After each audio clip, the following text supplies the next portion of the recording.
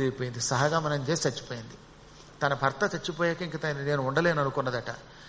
ప్రేమ ఎక్కువైపోయినప్పుడు భర్త పోతే ఉండలేని దుస్థితి కొంతమంది స్త్రీలకు ఉంటుంది. పాపం ఆ పతివ్రత అయినటువంటి మహిషి ఆత్మాహుతి చేసుకుంది, సహగమనం చేసింది. కాకపోతే ఔచిత్యం కలిగింది కదా.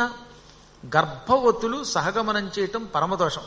అసలు సహగమనం చేయమని ఎక్కడా శాస్త్రాలు చెప్పలేదు. భర్త మీద ఉన్న ప్రేమతో శరీరం కొందరలా విడిచిపెట్టేవారు. అందుకే కుంతి విడిచిపెట్టిందా? లేదు. పూర్వకాలంలో దశరథుడు పోయాడు, ఆయన భార్యలు ఏమైనా కౌసల్య కాని, సుమిత్ర కాని, కైక కాని వీరెవ్వరూ తమ శరీరమును అగ్నికి ఆహుతి చేసుకోలేదు. పూర్వకాలంలో పురాణ కాలములో భర్తతో పాటు శవంతో కాలిన వారు లేరు. అవి తర్వాత కొంతమంది కృత్రిమంగా తెచ్చుకున్నారు, వాళ్ళ బాధ తట్టుకోలేక. ఈ భర్త నా ప్రాణం, ఈయన లేకపోతే నేను ఉండలేను అనుకుని పాపం అన్యాయంగా తమ శరీరాన్ని కాల్చుకున్నవాడు కొందరున్నారు. అది కూడా స్వతంత్రంగా, బలవంతంగా కాదు. ఆ తర్వాత కొంతకాలానికి సతీ సహగమనం మూర్ఖుల వల్ల బలవంతమయ్యింది. బతికొండగానే ఆవిడ ఏడుస్తున్నా నేను చావను బాబోయన్నా తీసుకుపోయి అందులో కాల్చేసేవారట. అది మహాపాపం కదా. కొన్ని మూర్ఖ శాస్త్రాలు అందుకే మార్చుకోవాలి. పరమ పవిత్రమైన అహింసా పరమో ధర్మ అని చెప్పిన వేదములు ఎప్పుడూ కూడా అజ్ఞానాన్ని వ్యాప్తి చేయలేదు, అది గుర్తుపెట్టుకోండి. కాకపోతే ఈ గేదెకి రంభుడి మీద అంత ప్రేమ ఉండడం వల్ల తన కడుపులో ఉన్న పిల్లలతో కాలిపోవడం ధర్మం కాదు గనక తన కొమ్ములతోటే తన పొట్ట చీల్చుకుని అందులో ఉన్న పిల్లల్ని బయట పారేసి తాను అగ్నిలో దూకి భర్త శవంతో పాటు కాలి బూడిదైపోయింది. ఇప్పుడు ఈ గర్భంలో ఉన్న పిండాలు లేత పిండములు బయటకు వచ్చాయి, అవి గట్టి పిండాలు. అందుకే ఆ రెండు బతికేయట. ఇప్పుడు ఇంకా పురుడు రాకుండానే కడుపులో ఉన్న పిండాలు బయటకు అయితే బతుకుతాయా మరి? కానీ అవి కారణ జన్ములు కనుక బతికారు. వాళ్ళిద్దరూ కూడా రంభుడి వల్ల పుట్టిన వాళ్ళు. అందులో మొదటివాడు మహిషాసురుడు. ఈ గేదె కడుపులోంచి బయటకు వచ్చాడు. మహిషమునకు మహిషికి పుట్టాడు గనక వాడు మహిషాసురుడు. వాడు పుట్టుకతోటే దున్నపోతు రూపంతో పుట్టేవాడు, కామరూపుడు. ఏ రూపం కావాలంటే రూపం ధరిస్తాడు. సింహం అంటే సింహం అవ్వగలడు, పులిగా మారాలంటే పులిగా మారగలడు, అలాగే నరుడుగా మారగలడు, ఏ రూపమైనా ధరించగలడు. అటువంటి మహిషాసురుడు పెద్ద కొడుకు. రెండోవాడు రక్తబీజుడు. వాడి శరీరం నుంచి ఎన్ని రక్తపు బొట్లు నేల మీద పడితే అంతమంది రక్తబీజులు పుట్టుకొస్తారన్నమాట. వాడు అటువంటి వాడు. రెండోవాడు రక్తబీజుడు పుట్టాడు. రక్తబీజుడు పాతాళానికి పోయాడు. మహిషాసురుడు పుట్టగానే అక్కడికి శుక్రాచార్యుడు వచ్చి తన చేత్తో ప్రేమగా నిమిరి వాడి శరీరం మీద ఏ విధమైన గాయము లేకుండా చేశాట. పూర్తిగా తల్లి కడుపులో శరీరం తయారు కాకుండా పుట్టాడు కదండి. అందువల్ల వాడికి చర్మం ఇంకా రాలేదు. వాడి చర్మం నుంచి నెత్తురు బయటకు వస్తోంది. అందుకే గురువుగారు చేత్తో నిమిరాడు, ప్రేమతో నిమిరాడు, మృత్యుంజయ మహామంత్రపూర్వకముగా చేత్తో నిమిరాడు. దాంతో ఏమైందనమాట, వాడికి చక్కని బలమైన దృఢమైన చర్మం వచ్చింది. వాడు బలంగా తయారయ్యాడు. చూస్తూ ఉండగానే పెద్ద దున్నపోతుగా మారిపోయాడు. ఇంత చిన్న దూడగా పిల్లగా పుట్టినవాడు ఏకంగా భూమి ఆకాశాలు నిండే శరీరంతో తయారయ్యాడు. గురువు గారికి నమస్కరించాడు. గురుదేవా, నా కర్తవ్యం ఏమిటి? నా పేరేమిటంటే, నువ్వు రంభుడనేటటువంటి దానవుడికి ఒక గేదె వల్ల పుట్టావు, అందువల్లే నీవు మహిషము అని పిలువబడతావు. అసురుడివి గనక మహిషాసురుడు అని పిలువబడతావు. కారణజన్ముడివి నువ్వు, మహాపరాక్రమవంతుడివి. నువ్వు ఎంత పరాక్రమవంతుడివైనా అగ్నిదేవుని వరం వల్ల నువ్వు పుట్టినప్పటికీ బ్రహ్మవరాలు పొందకపోతే దేవతల్ని పూర్తిగా పాడు చేయలేవు. నా మాట విను, నువ్వు బ్రహ్మ దగ్గర వరాలు పొందు. వరాలు పొందాక నిన్ను మొత్తం రాక్షసులు అంతా సేవించేలా చేస్తాను. ప్రస్తుతం రాక్షసులంతా ఇంద్రుడి చేతిలో ఓడిపోయి పాతాళంలో ఉన్నారు. తామ్రుడు, చిక్షిరుడు, అశిలోముడు, బిడాలుడు మొదలైన వాళ్ళంతా కూడా పాతాళంలో ఉన్నారట. వీళ్ళంతా ఒకప్పుడు ఇంద్రుడి చేతిలో పరాజితులైన వాళ్ళు, ఓడిపోయిన వాళ్ళు. వారంతా మా రాక్షసులకి మళ్ళీ మంచి రోజులు రాకపోతాయా, మాకొక గొప్ప ప్రభు దొరకకపోతాడా అని ఎదురు చూస్తున్నారు. ఇప్పుడు నువ్వు వెళ్ళు, నేను చెప్పినట్టుగా బ్రహ్మని మెప్పించు, వరాలు పొందు, మరణం లేని వరం పొందు. ఒకవేళ ఆయన మరణం లేని వరం ఇవ్వనంటే నువ్వు ఏదో ఒక చిన్న ఎడము పెట్టి తక్కిన ఎవరి చేతిలో చావు లేకుండా వరం పొందు. అంటే ఏమిటి? ఎవరో ఒక్కళ్ళ చేతిలో మాత్రమే తెచ్చే వరం అడుగు, తక్కిన ఎవరి చేతిలో చావు లేకుండా వరం కోరుకో. అలా వచ్చాక ఏం చెయ్యాలో నేను చేస్తానన్నాడు శుక్రుడు. అప్పుడు మన మహిషాసురుడు వింధ్య పర్వతం దగ్గరికి వెళ్ళాడు. మీకు చాలా పర్యాయాలు చెప్పాను, అమ్మవారు వింధ్యాచల నివాసిని అనే పేరుతో ఉన్న దివ్యస్థలం, వారణాసి క్షేత్రమునకు దగ్గరలో ఉన్న దివ్యస్థలం, అత్యంత పవిత్ర స్థలం. అక్కడికి ఆ వింధ్య పర్వతం దగ్గరికి వెళ్లి వీడు ఊర్ధ్వబాహుడి రెండు చేతులు ఇలా పైకెత్తి ఒంటికాలి మీద నిలబడి బ్రహ్మ గురించి అత్యంత కఠోర తపస్సు చేశాడు. మహాకఠోరమైన తపస్సు చేశాడు. మొండిగా జపం చేశాడు. మంచినీళ్లు తాగలేదు, ఆహారం పుచ్చుకోలేదు, నిద్రపోలేదు. 100 సంవత్సరముల కాలం చేసేటవాడు తపస్సు. పూర్ణమబ్ద శతం పురా, పూర్తిగా 100 సంవత్సరముల కాలం అత్యంత కఠోర దీక్షతో తపస్సు చేశాడు. మంచినీళ్లు తాగకుండా తపస్సు చేయడం చాలా కష్టం. కదలకుండా ఒంటికాలి మీద నిలబడడం అంటే ఎంత కష్టం అండి. గట్టిగా కుర్చీలో కూర్చుంటేనే ఇటు కదులుతారు ఒకళ్ళు, ఇటు కదులుతారు ఒకళ్ళు, ఇటు కదిలి పక్క వాళ్ళు డొక్కలో పొడుస్తారు. అటువంటిది ఒక కాలి బొటనవేలు మీద, ఎడమ కాలి బొటనవేలు మీద నిలబడ్డట్ట, కుడికాలు పైకెత్తి ఎడమ మోకాలు మీద పెట్టాడు. ఇలా 2 చేతులు పైకెత్తాడు. ఎత్తినవాడు ఎత్తినట్టు అలా ఉంచాడు, స్తంభించిపోయినట్లుగా. అందుకే వాళ్ళని రాక్షసులు అన్నారు. రాక్షసులకున్న దీక్ష కనుక ఇంకెవరికైనా ఉండుంటే ఎప్పుడో బాగుపడతాం. మనకి దీక్ష ఎక్కడ ఉంటుంది? కష్టం. మనం దీక్ష అంటే ఏమిటో తెలుసా?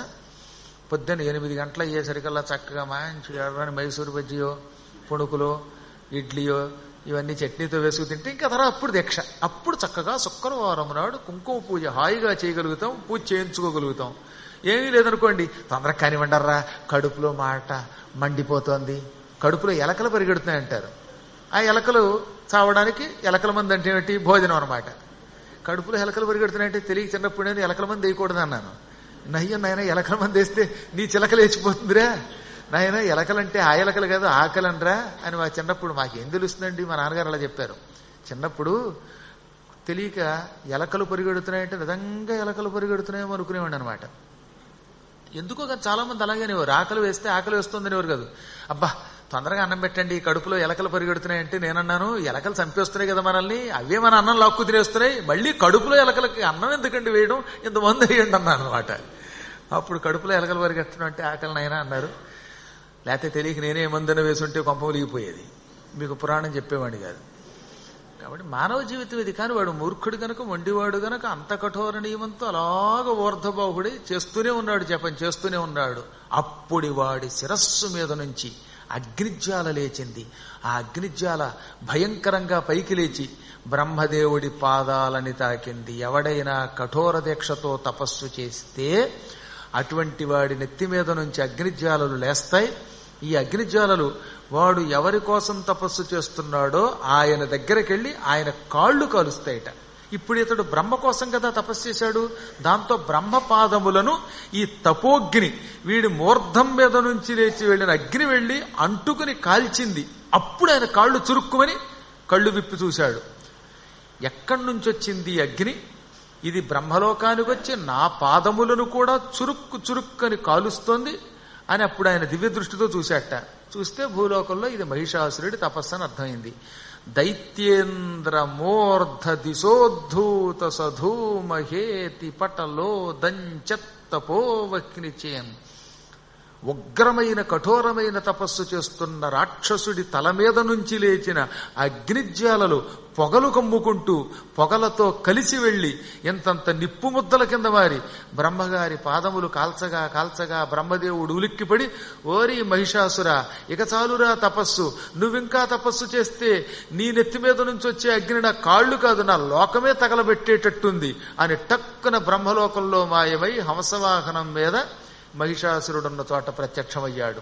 లే మహిష, కళ్ళు విప్పు, నీ తపస్సుకు మెచ్చుకున్నాను, బ్రహ్మదేవుణ్ణి హిరణ్య గర్భుణ్ణి ప్రత్యక్షమయ్యాను అనగానే ఆ పలుకులకు కళ్ళు విప్పి చూశాడు మహిషాసురుడు. పాపం అప్పుడు మహిషాసురుడు ఎలా ఉన్నాడో తెలుసా?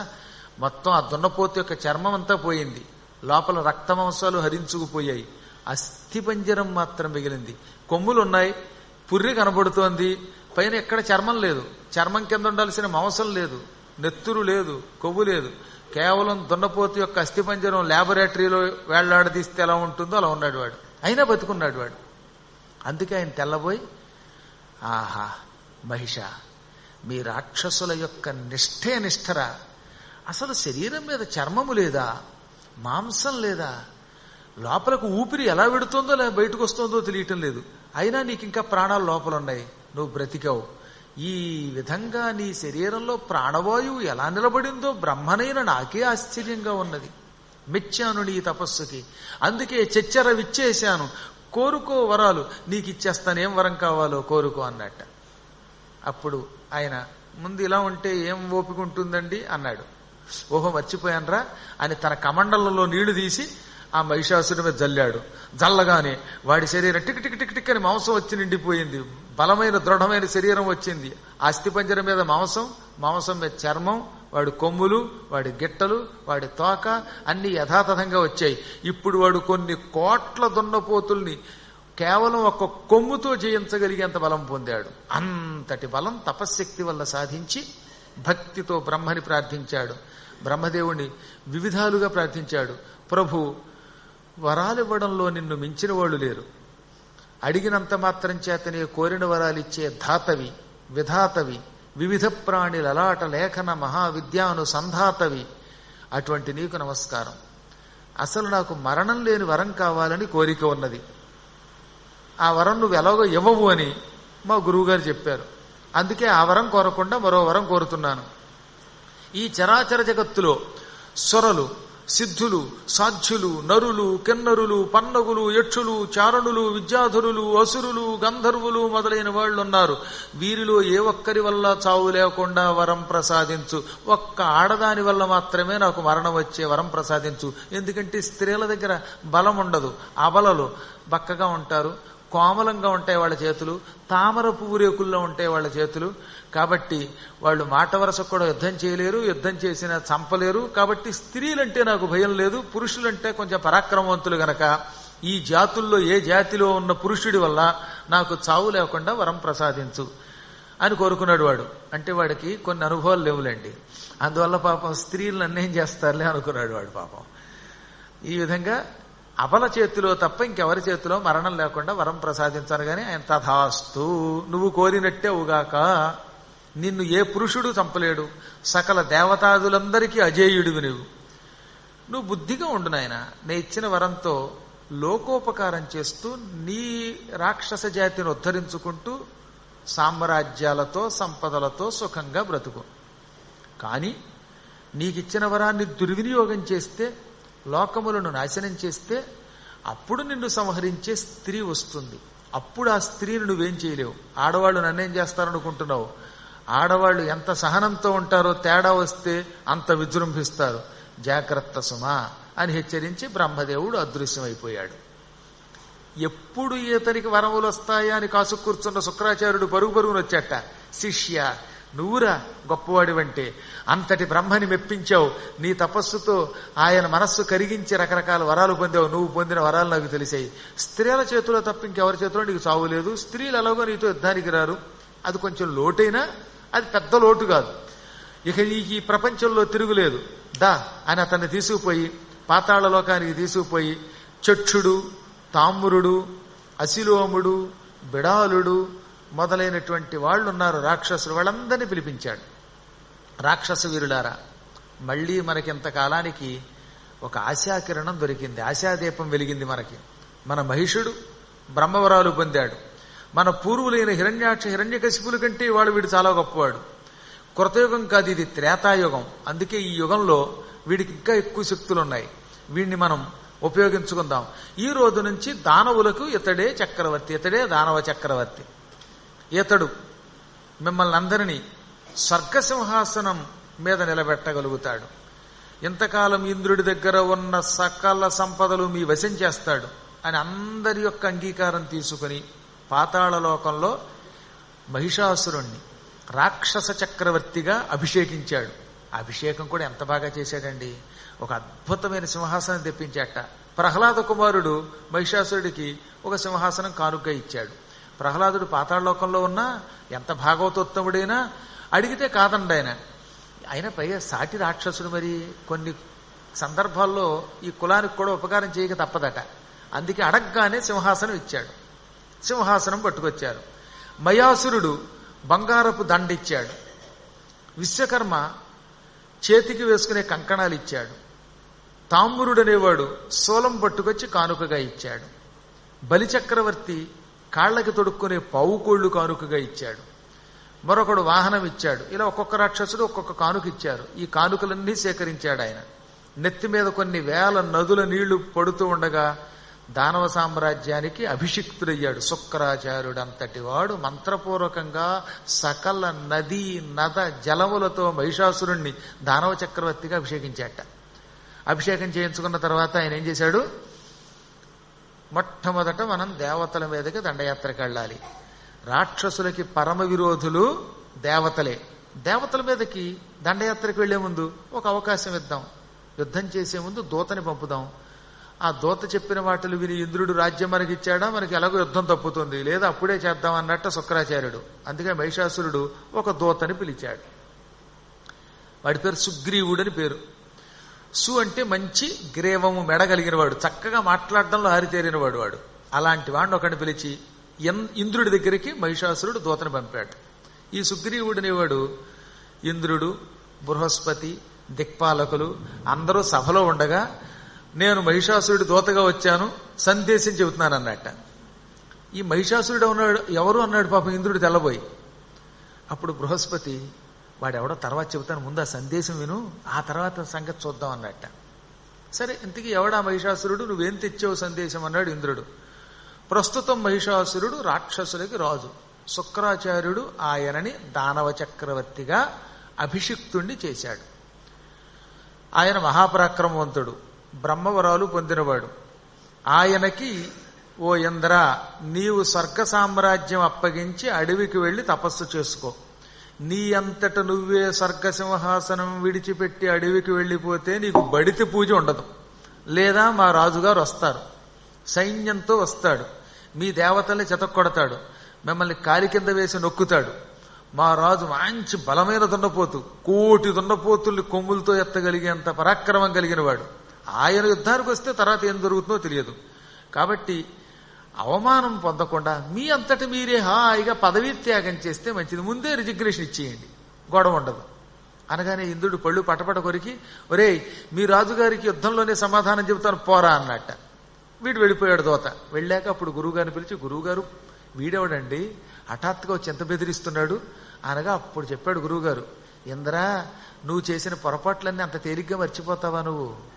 నువ్వు కరంభుడనేవాడిని మొసలి రూపంతో కరకరా నవిలి మింగావే, ఆ కరంభుడి అన్నగారు రంభుడిని నువ్వు మింగకుండా వదిలేవు.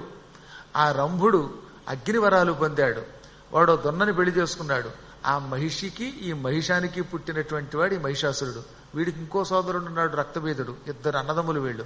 అందులో ప్రస్తుతం మహిషాసురుడు బ్రహ్మ కోసం 100 ఏళ్లు తపస్సు చేశాడు. నువ్వు అవేం పట్టించుకోకుండా టింగురంగానని నృత్యాలు చూసుకుంటూ గడుపుతున్నావు. పరిపాలన పట్టించుకోకుండా గానా భజానాలతో గడిపేటటువంటి రాజుకి కష్టాలు వస్తాయి. ఎప్పుడూ సింహాసనం మీద కూర్చున్నవాడు ఏ మూల నుంచి ఏ ఆపద వస్తుందో కనిపెట్టాలి, ఏ మూల ఏ కష్టం ఉందో తెలుసుకోవాలి. ఏమీ లేకుండా కూర్చుంటే ఉపయోగం ఏమున్నది? గూఢచారుల యొక్క వ్యవస్థ అంతా పాడు చేసుకున్నావు చేజేతులారా. మంచి చెబితే వినవు నువ్వు. ఈ మహిషాసురుడు 100 ఏళ్లు తపస్సు చేయగా బ్రహ్మ ప్రత్యక్షమై వీడికి ఎవ్వరి చేతిలో చావు లేకుండా వరం ఇచ్చాడు. స్త్రీ చేతిలో తప్ప వాడికి చావు లేదు అనగానే మా శచీదేవిని పంపించరా అన్నట్టు. వీడు శచీదేవి శుచీదేవి చేతిలో వాడు చావడరా నాయనా, వాడిని చంపగలిగే ఆడవాళ్ళు వీళ్ళు కాదు. ఎందుకు ఈ పిచ్చి మాట? ప్రస్తుతం నా మాట విని యుద్ధం చేయకుండా పారిపోవడం మంచిది, లేదా యుద్ధం చేసి ఆ అవమానం కూడా పొందడం మంచిది. నేను ముందే చెబుతున్నాను, మనకి ప్రస్తుతం శకున శాస్త్ర ప్రకారంగా మంచి శకునములు లేవు.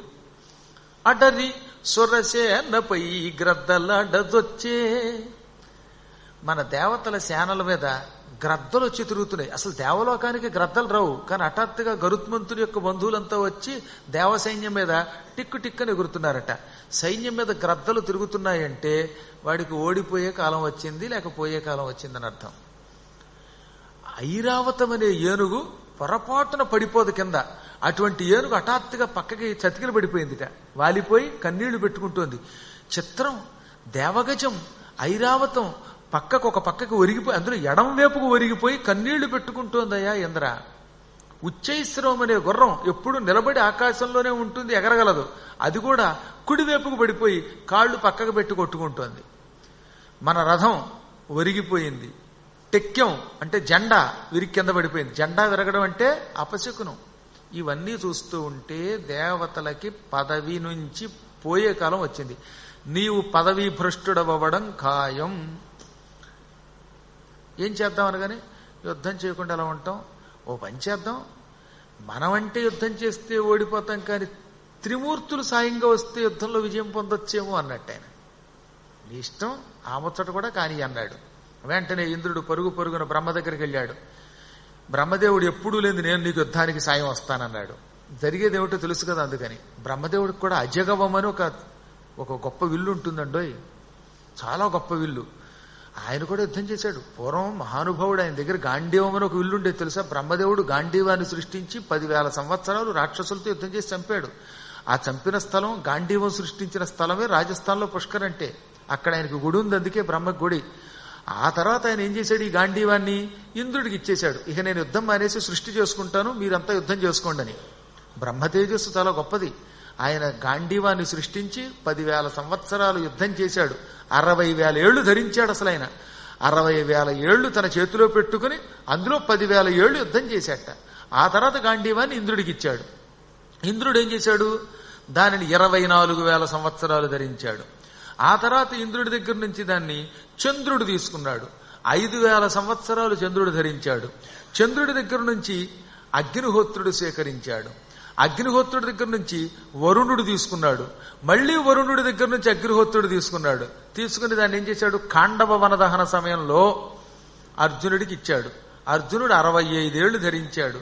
తర్వాత దాన్ని వరుణుడి యొక్క నీళ్లలో వేసేశాడు, సముద్రంలో వేసేశాడు. దాంతో ఇప్పుడు ప్రస్తుతం గాంధీవం వరుణుడి దగ్గర ఉంది. మనం గనక ఆ వరుణుడిని అడిగితే అది మనకిస్తాడు. ఇస్తే మనల్ని ఎవరూ నగర బహిష్కరణ చేయలేరు. గాంధీవం మన చేతిలో ఉంటే టంగ్ టంగ్ అన్నామంటే వాళ్ళ తలకాయలు ఎగిరిపోతాయి. ప్రస్తుతం ఆ గాంధీవం దాకా వెళ్లకుండా అయ్యాం మనం ఉపాసనా బలంతో. ఇప్పుడు ప్రస్తుతం మళ్ళీ వరుణుడి దగ్గర ఉంది. అంతటి శక్తి కలిగిన బ్రహ్మ నేను కూడా యుద్ధానికి వస్తానన్నాడు. ఈశ్వరుడు సంసిద్ధుడయ్యాడు. విష్ణువు అన్నట్ట. త్రిమూర్తులు ఎప్పుడైతే యుద్ధంలో సాయం వస్తామన్నారో ఇంద్రుడికి ధైర్యం వచ్చింది. మొత్తం దేవతల్ని, యక్షుల్ని, గంధర్వుల్ని అందరినీ సిద్ధం చేశాడు. ఈ విధంగా దేవసేన సిద్ధంగా ఉంది యుద్ధానికి అని తెలుసుకున్న మహిషాసురుడు రాక్షస సైన్యంతో వచ్చాట. వాళ్ళకి యుద్ధం జరిగింది. దేవాసురమభూద్యుద్ధం పూర్ణమబ్ద శతం పురా. పూర్తిగా 100 సంవత్సరములు యుద్ధం చేశారటండి. మార్కండేయ పురాణంలో మధ్యమ చరిత్రలో చెప్పారు పూర్ణమబ్ద శతం పురా అంటే 100 సంవత్సరముల కాలం దేవదానవుల యుద్ధం జరిగింది. ఆ యుద్ధం ఘోర యుద్ధం, భయంకరమైన యుద్ధం. ఓ పక్కన విష్ణువు గరుడ వాహనం మీద నిలబడి శారంగమనే కోదండంతో రాక్షసుల్ని చీల్చాడు. మరో పక్కన పినాక ధనుస్సు పుచ్చుకున్నాడు ఈశ్వరుడు, ఆయన యుద్ధం చేశాడు. మరో పక్కన బ్రహ్మదేవుడు యుద్ధం చేశాడు. ఇంద్రుడు వజ్రం పుచ్చుకుని యుద్ధం చేశాడు. వరుణదేవుడు పాశాలు, యమధర్మరాజు గారు యమదండం పుచ్చుకుని యుద్ధం చేశాడు. కుబేరుడు ఒక పెద్ద ఇనుముతో తయారు చేయబడినటువంటి బలమైన తామర పువ్వు ఆయన చేతిలో ఆయుధంట. ఈ తామర పువ్వుతో కొడితే తలకాయలు పగిలిపోవలసిందే, దాంతో యుద్ధం చేశాడు. వాయుదేవుడు విజృంభించాడు, ఈశానుడు విజృంభించాడు. ఇలా అష్టదిక్పాలకులంతా విజృంభించి యుద్ధం చేశారు. ఎంత ఘోర యుద్ధం జరిగినా రాక్షసుల్లో ఒక్కడు చావలేదు. దేవతలకు ఎలాగో మరణం లేదు కనుక వీళ్ళు చావలేదు. చివరికి మహిషాసురుడు తన వరాలన్నీ కూడా జప్తికి తెచ్చుకుని ఒక్కడు ముందు బ్రహ్మదేవుడిని కొమ్ములతో పొడిచేట. బ్రహ్మదేవుడు, ఒరే నీకు వరాలు ఇచ్చానరా, నన్ను కూడా పొడుస్తావుట్రా అంటే, ఆడదాని చేతిలో తప్ప మరెవరి చేతిలో చావు లేకుండా వరం ఇచ్చావు, నువ్వు ఇంక కాసేపు ఉన్నావంటే నిన్ను పొడుస్తాను, ఉంటావా పోతావా అన్నట్ట.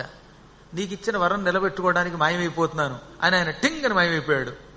వీడు 3 పోట్లు పొడిస్తే బ్రహ్మ మాయమయ్యాట. ఆ తర్వాత శివుడికేసి తిరిగాడు. శివుడు కూడా బ్రహ్మ ఇచ్చిన వరాలు గౌరవించాలి కదా, వీడితో మనకెందుకు తగాదా, దుద్దు అంటే దుష్టులకు దూరంగా ఉంటే మంచిదని ఆయన కైలాసం మాయమైపోయాడు. ఇక్కడ మాయమై కైలాసానికి వెళ్ళాడు. శ్రీమన్నారాయణుడు ముందే వాడిని దూరం నుంచే చూసి వీళ్ళు మాయమైతే నేను మాత్రం ఎందుకు, బ్రహ్మ ఇచ్చిన వరం వల్ల వీడిని నేను ఎలాగో చంపలేను కదా, భవిష్యత్తులో ఏం జరగాలో నాకు తెలుసు కదా అని అనుకుని ఆయన అదృశ్యం అయిపోయాడు. త్రిమూర్తులు అదృశ్యం అవడంతో ఇక వీడికి చాలా తేలికైపోయింది యుద్ధం. ఇంద్రుడిని కాళ్లతో తన్నాడు, అగ్నిహోత్రుడిని బంధించాడు, వరుణదేవుడిని బంధించాడు, దిక్పాలకుల్ని పశువుల్ని కట్టినట్టు కట్టేశాట వాడి దగ్గర ఉన్న తాళ్లతోటి. కాలం కలిసి రాకపోతే అలా ఉంటుంది. అప్పుడు శుక్రాచార్యుడు వచ్చి, నాయనా దేవతల్ని జయించావు, ఇంద్రసింహాసనం నీదే సందేహం లేకుండా, అయినా కొన్ని కారణముల చేత వద్దు అంటున్నాను. ఈ దేవతల్ని విడిచిపెట్టి ఓడిపోయారుగా వాళ్ళు, ఎలాగో వాళ్ళు దాసానుదాసులు అనేలా నేను చేస్తాను అని ఇంద్రుడి దగ్గరికి వెళ్ళి, ఇంద్ర ఇతనితో ఎందుకు తగాదా, ఇతడి పరాక్రమం మీకు తెలుసు, మీరు ఆయన చేతిలో చిత్తుగా ఓడిపోయారు, ఒక్క ముక్క ఓ మహిష మేము ఓడిపోయాం నీకు దాసులం అనండి, అతడు వదిలిపెడతాడు. అనగానే ఇంద్రుడు సిగ్గుపడుతూ తప్పదంటావా అన్నట్ట. తప్పదు మరి, నీ భార్యను దృష్టిలో పెట్టుకుని నీకు అవకాశం ఇచ్చానన్నాడు ఆయన. ఎందుకో తెలిసినా ఇక్కడ కూడా ఒక కిటుకుంది. శుక్రాచార్యుడు ఈ పని ఎందుకు చేశాడో తెలుసా? శుక్రాచార్యుడి సొంత చెల్లెలు ఇంద్రుడి భార్య శచీదేవి. అంటే భృగు మహర్షికి పులోమ అని ఒక భార్య ఉన్నది. ఆ పులోమ యొక్క కూతురే పౌలోమి అంటే శచీదేవి. కాబట్టి శుక్రాచార్యుడికి సొంత చెల్లెలు భృగు మహర్షి యొక్క కూతురు ఇంద్రుడి భార్య. భృగు మహర్షికి అల్లుడండి ఆయన. బాయిదారి అందరినీ బెరకైపించటమే.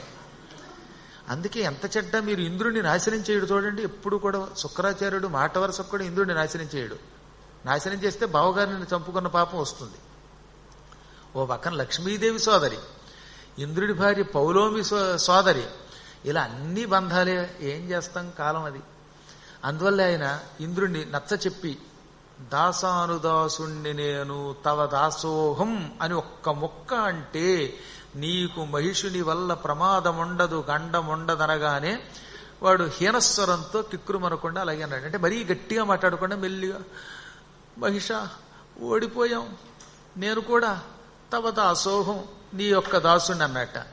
కొంచెం గట్టిగా నువ్వు నోట్లోది మాట రావట్లేదంటే, మాటేం వస్తుంది, తాట తీసావు నువ్వు, ఇంకా మాటేం వస్తుంది, గొంతంతా హీనంగా ఉంది, అమృతం కూడా తాగట్లేదు కదా, మేము నీ దాసులం ఓడిపోయామని ఒప్పుకుంటున్నాం అన్నట్ట. తక్కన దిక్పాలకులంతా ఓడిపోయాం అన్నారు. చూడండి, రావణాసుడి దగ్గర తలంచవలసి వచ్చింది ఒకప్పుడు, మహిషాసుడి దగ్గర తలంచారు. కాలం కలిసి రాకపోతే దేవతలంతటి వాళ్ళు కూడా మేము ఓడిపోయాం అనక తప్పదు. కాకపోతే తెలివైన వాడు ఏం చేస్తాడో తెలుసా? కష్టంలో ఉన్నప్పుడు రెచ్చిపోడు, ఓడిపోయామని తల వంచినట్టు వంచి మళ్లీ బలం కూడగట్టుకుని శత్రువుని నాశనం చేస్తాడు. అప్పుడు కనుక విర్రవీగి యుద్ధానికి వెళ్తే పోయే కాలం వస్తుంది. మన అవతల వాడిని జయించలేం, వాడిని చంపలేం. అప్పుడు ఏం చేయాలి? మన బలం తక్కువగా ఉన్నప్పుడు ఏదో రకంగా తప్పుకోవాలట. అవమానం అనుకోకూడదట. అవమానం ఏంటంటే ప్రాణం పోతుంటే, అసలు శరీరమే పోతుంటే అవమానం ఏమిటి? అందుకని తెలివైన వాడు మానవమానములు సహించి తన ప్రాణములు రక్షించుకుని మళ్లీ బలమును చేజిక్కించుకుని ఓపిక తెచ్చుకుని బలాన్ని కూడగట్టుకుని శత్రువుల్ని నాశనం చెయ్యాలి అని శుక్రుడు ఒక నీతి చెప్పాడు. ఆ శుక్రనీతి శక్రుడు పాటించి ఆయన దగ్గర క్షమార్పణ కోరుకుని అక్కడి నుంచి తప్పుకుని వెళ్ళిపోయాడు. దేవతలు వదిలేశాడు వాడు. ఇప్పుడు హాయిగా ఇంద్రుడి సింహాసనం మీద కూర్చున్నట్ట. ఇంతవరకు ఇంద్రుడి దగ్గరున్న ఐరావతం, గజరత్నం, ఉచ్చైశ్రవమనే అశ్వరత్నం, కల్పవృక్షం, కామధేనువు, ఇలా అన్ని వస్తువులు లాక్కున్నాడు. రంభ, ఊర్వశి మొదలైన అప్సరసల్ని తన వశం చేసుకున్నాడు. వాళ్ళందరి చేత నృత్యములు చేయించాడు, ఏడిపించాడు. దేవతలందరూ పోయాక స్వర్గం అంతా వాడిదయింది. కొంతకాలం స్వర్గంలో ఉన్నాక, ఎప్పుడు స్వర్గంలో ఉంటే నాకేమిటి, మన ఊరెడితే మంచిది అనుకుని ఈ స్వర్గానికి తన ప్రతినిధిగా తన దగ్గర ఉన్నటువంటి ఒకనొక రాక్షసుడిని పెట్టి, ఒరే నువ్వు నాకు బదులుగా పరిపాలించరా అని మళ్లీ తిరిగి భూలోకానికి వచ్చి భూలోకంలోనే ఒక గొప్ప సామ్రాజ్యం, రాజధాని నగరం నిర్మాణం చేశాడు. మహిషాసురుడు నిర్మించిన ఆ నగరం మహిషాసురపురం అని పిలువబడింది. అది ఇప్పుడు మైసూరు. మైసూరు కదా దాని అసలు పేరు. అది కన్నడంలో అలా అయిపోయింది. మైసూరు అంటే మహిషాసురపురం. మహిషాసురుడు అద్భుతంగా నిర్మాణం చేశాడు ఒక నగరాన్ని. ఆ నగరంలోకి ఈ గజరత్నాన్ని, ఐరావతాన్ని తెచ్చాడు, ఉచ్చైశ్రవాన్ని తెచ్చాడు, కామధేనువుని తెచ్చాడు, కల్పవృక్షం తెచ్చాడు. ఎక్కడెక్కడెక్కడ గొప్ప సంపద ఉంటే అవన్నీ పట్టుకొచ్చాడు. నవరత్నాలు పోగు చేశాడు, బంగారం పోగు చేశాడు. ఇంతెందుకు, మహిషాసురపురములో ఉన్న సంపద ఆనాడు వైకుంఠంలో కూడా లేదు, అంత సంపద తెచ్చేటవాడు. పెద్ద సామ్రాజ్యం. ఆ రోజుల్లో మైసూరు అంటే అంత పెద్దది. అక్కడ ఇప్పటికి కూడా మహిషాసురుడిని అమ్మవారు సంహరించిన చోట చాముండాదేవి గుడి ఉంది. మైసూరులో చాముండాదేవి ఏంటనుకుంటారు, అక్కడే యుద్ధం జరిగింది ఆ కొండ మీద. ఆ కొండ మీద మహిషాసురుడిని చంపాక అమ్మవారు చాముండా అనే పేరుతో అక్కడ వెలిసింది ఆ చండీదేవి. మహిషాసురుడు తెచ్చిన స్థలం క్రమక్రమంగా మైసూరు అయిపోయింది. ఉసూరు మీద చచ్చిపోయాడు మైసూరులో వాడు. అంతపూర్వం హుషారుగా ఉన్నవాడైనా సరే మనం అక్కడికి వెళ్ళి నమస్కరిస్తే మనలో ఉన్న పశువుల యొక్క బుద్ధి పోతుంది. మహిషాసురుడిలో ఉన్న పశుత్వం, పశుకామం, ఇతరుల మీద ద్వేషం, ఇవన్నీ తొలగడానికి అందుకే మైసూరు వెళ్ళాలి. తీర్థయాత్ర ఎందుకు చేయాలంటే ఆయా స్థలాలలో ఉన్న దేవతల యొక్క దర్శనం వల్ల మనకి పవిత్రత వస్తుంది. ఇప్పుడు మహిషాసురుడు అక్కడ రాజ్య నిర్మాణం చేసుకుని, రాజధాని నిర్మాణం చేసుకుని, నగర నిర్మాణం చేసుకుని, ఆ కొత్త నగరంలో సింహాసనం ప్రతిష్ఠించుకుని గురువుల యొక్క సమక్షంలో సింహాసనం మీద అధిష్ఠించాడు. వాడి పరిపాలన, వాడితో మళ్ళీ అమ్మవారి యొక్క యుద్ధం, ఈ విశేషాలన్నీ రేపు మళ్ళీ మనం చెప్పుకుందాం. ఇంకా కేవలం 10 రోజులు మిగిలింది. ఈ 10 దివసాలు కూడా మీరు సద్వినియోగం చేసుకోండి. స్వస్తి ప్రజాభ్య పరిపాలయంతాం న్యాయ్యేన మార్గేణ. కూర్చోండి ఒక సెకండ్. స్వస్తి చెప్పేలోపు ఇంకో చిన్న సూచన చేయాలి. రేపు 27వ తారీఖు గ్రహణం. గ్రహణం నాడు ఎట్టి పరిస్థితుల్లో గుడి 7 గంటలకు మూసేస్తారు. ఆ రోజు అమ్మవారిని సంపూర్ణంగా తెల్లని వస్త్రాలతో, తెల్లని మాలలతో అమ్మని అలంకరిస్తారు. అందుకని ఎప్పుడు ఇంతకీ గ్రహణం? అమ్మయ్య, మళ్ళీ బయటికి వెళ్ళాక ఏం చెప్పారండి అని నన్ను అడగకుండా అడుగుతాను. 27వ తారీఖు నాడు, అంటే సరిగ్గా వచ్చే శుక్రవారం నాడు గ్రహణ సందర్భంగా 4:30కే ఉపన్యాసం మొదలవుతుంది. షార్ప్గా 4:30 నుంచి 6:30 దాకా సాగుతుంది. 6:30 నుంచి 7 గంటల దాకా మరి దేవతా దర్శనం చేసుకోండి. 7 గంటలకి గుడిక్కులు వచ్చేసేస్తారు. మళ్ళీ మర్నాడు తీస్తారు. ఈ దృష్టిలో పెట్టుకోండి. ఎందుకంటే 7 గంటలు దాటాక ఇంకా వేదశాస్త్రాలు, ఈ పురాణాదులు ప్రవచనం చేయకూడదు. అందుకే 6:30కి ముగిస్తున్నాం. దర్శనం చేసుకుని ఇంటికి వెళ్ళి మీ జపాదులు తపాలు చేసుకోండి. స్వస్తి ప్రజాభ్య పరిపాలయంతాం న్యాయ్యేన మార్గేణ మహీం మహిషాః గోబ్రాహ్మణేభ్యః శుభమస్తు నిత్యం. లోకాః సమస్తాః సుఖినో భవంతు.